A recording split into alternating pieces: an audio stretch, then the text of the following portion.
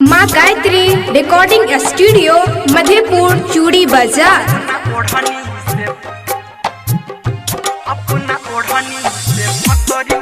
Music by DJ Guddu राज। ये साथ छोड़ तो पहले बता देते, साथ छोड़ तो पहले बता देते, अपना ओढ़नी से फसरी लगा देते, अपना ओढ़नी से फसरी लगा देते, अपना ओढ़नी से फसरी लगा देते। हमारा दिल के तू सारा पूरा जैता, हमारा दिल के तू सारा पूरा जैता, अपना ओढ़नी से फसरी लगा देता, अपना ओढ़नी से फसरी लगा देता, अपना ओढ़नी से फसरी लगा देता, अपना ओढ़नी से फसरी लगा देता।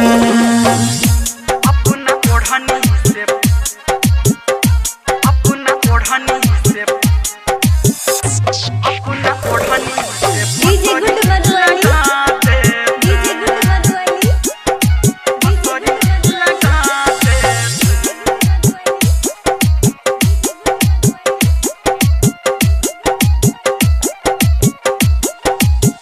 तू एहन सिला देला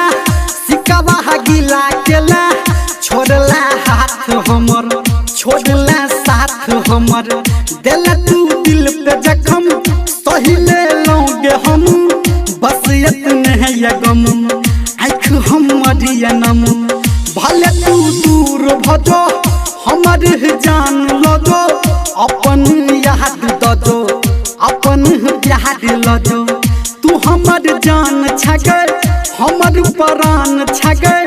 तू हमर शान छगे तू हमर आन छगे, अपन नाम दो दे भले बदनाम कर दे, दीवाना तोहर कहो दुख तो डाल सहो, हे तो एहसास तोरा दोसर हमर जोड़ा, तोरा नहीं भेटतोगे साथ नहीं कटतोगे, हम तो हार गेलौं मन के जायर लेलौं, तूने बन गए हमर हमारा भेल सबर, हम का नहीं छी भले दिल जलैया भले हिलैया धरती गे हमारा पैर तले, आब नहीं मौत हमर जबै गे हम केम्हर, हंसैया गे नगर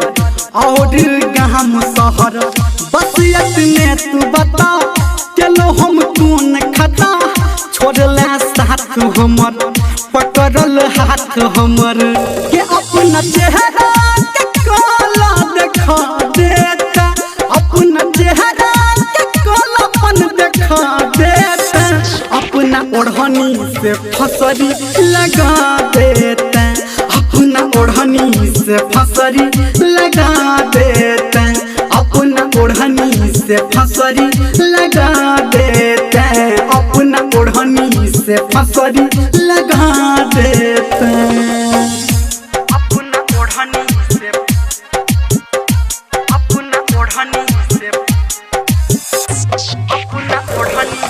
डीजे गुड्डू मधुवाली, डीजे गुड्डू मधुवाली,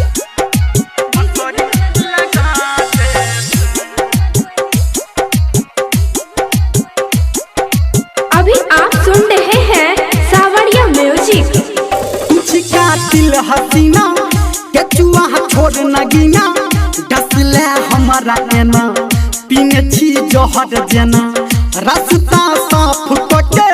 हमारा हकात कके, सब कुछ नाश कके झूठो आस दके,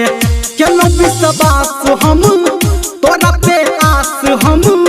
हम नहीं जानलोगे तोरा नहीं चिन्हलोगे, दिल के चीर देला मिठ मिठ पीर देला, की जान केला हमर परान लेला, तुझ मासूम बड़े तब किया मन डरे, मन तो हद काला फंस गेलो हम साला, भेल तू दोसर के खोज है नहीं तेसर के लोग पूरे तो हाला गाँव में टोला टोला लल तू हमर दुआ खैहा तू दूर पुआ जो खुश रही है जानू दिलियो जीवन दान फटैया हमर छाती लगैया हमर दाँती मचला एहन कहर तोर पीसा तो पहर हमर खून क दे अपन याद द दे हम भूला देबोगे हम भूला देबोगे अकेला छोड़ देला मुँह तू मोड़ लेला बस इतने ये गम बस इतने ये गम के कहो धर्मेंद्र एक बेर हंसा जईता कहो निर्मल एक बेर हंसा जईता अपना ओढ़नी से फसरी लगा देते अपना ओढ़नी से फसरी लगा देते अपना ओढ़नी से फसरी लगा देते अपना ओढ़नी से फसरी लगा देते।